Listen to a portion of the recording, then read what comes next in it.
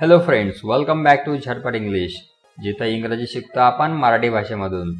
Friends, आपल्या चॅनलवर आपण 30 दिवसात इंग्रजी वाचायला शिका ही सिरीज सुरू केलेली आहे. या सिरीजमध्ये आपण इंग्रजी वाचायला शिकणार आहोत अगदी शून्यापासून. या सिरीजमधला आज आहे 10वा दिवस आणि आज आपण इंग्रजी जोडाक्षरे शिकणार आहोत. इंग्रजी जोडाक्षरांचं वाचन कसं करायचं ते आपण या व्हिडिओमध्ये बघणार आहोत. बघा, इंग्रजी जोडाक्षरे जे आहे तर आजच्या व्हिडिओमध्ये आपण एल ब्लेंड्स पाहणार आहोत. एल ब्लेंड्स अर्थात एल या लेटरचा उपयोग करून तयार होणारी जी जोडाक्षरे आहेत त्यांचा उपयोग कसा करावा ते आपण बघणार आहोत. आज आपण काय शिकणार आहोत थोडक्यात लक्षात घ्यायचं आहे.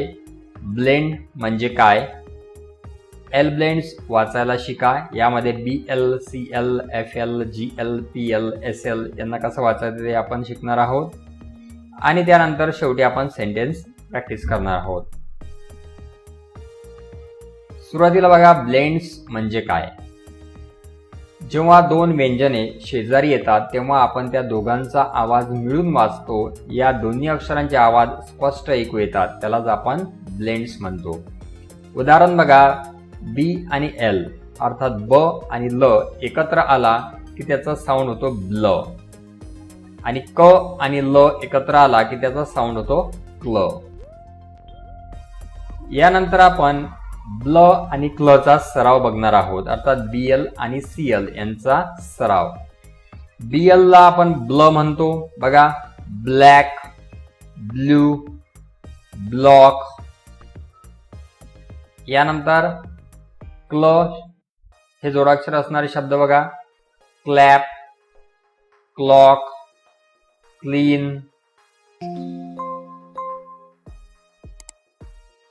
यानंतर FL आणि GL यांचा सराव बघणार आहोत, अर्थात फ्ल आणि ग्ल. फ्ल उच्चार असणारे काही शब्द आपण बघूयात. बघा, फ्लॅग, फ्लाय, फ्लॅट. त्यानंतर ग्ल, ग्लास, ग्लॅड, ग्लू. यानंतर PL आणि SL अर्थात प्ल आणि स्ल यांचा सराव आपण करणार आहोत. प्ल उच्चार असणारे शब्द बघा, प्ले, प्लॅन, लॉस. यानंतर स्ल उच्चार असणारे शब्द, स्लीप, स्लो, स्लीप. यानंतर आता आपण सेंटेन्स रीडिंग करूयात. The flag is blue. The flag is blue. Please clap your hands. Please clap your hands. I am glad to play. I am glad to play. The clock is slow. The clock is slow. यानंतर आजचा homework. खालील शब्दात कोणते blends अर्थात जोडाक्षरे आहेत ते comment करा. बघा, या ठिकाणी 2 वर्ड्स दिलेले आहेत. या शब्दांमध्ये जोडाक्षरे कुठली आहेत ते आपण मला कमेंट करायचं आहे. त्यासोबतच आज शिकलेले जे काही 18 शब्द आहेत ते आपण वहीमध्ये लिहायचे आहेत आणि 5 वेळा ते मोठ्याने वाचायचे आहेत.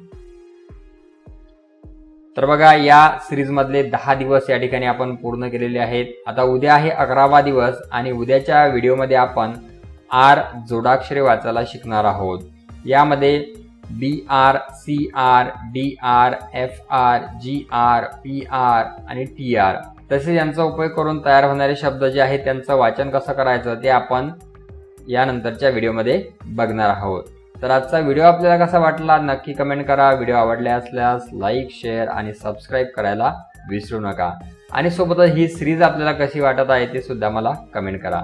तर आजच्या व्हिडिओमध्ये आपण इथेच थांबणार आहोत. पुन्हा भेटूया पुढच्या व्हिडिओमध्ये. Goodbye and take care.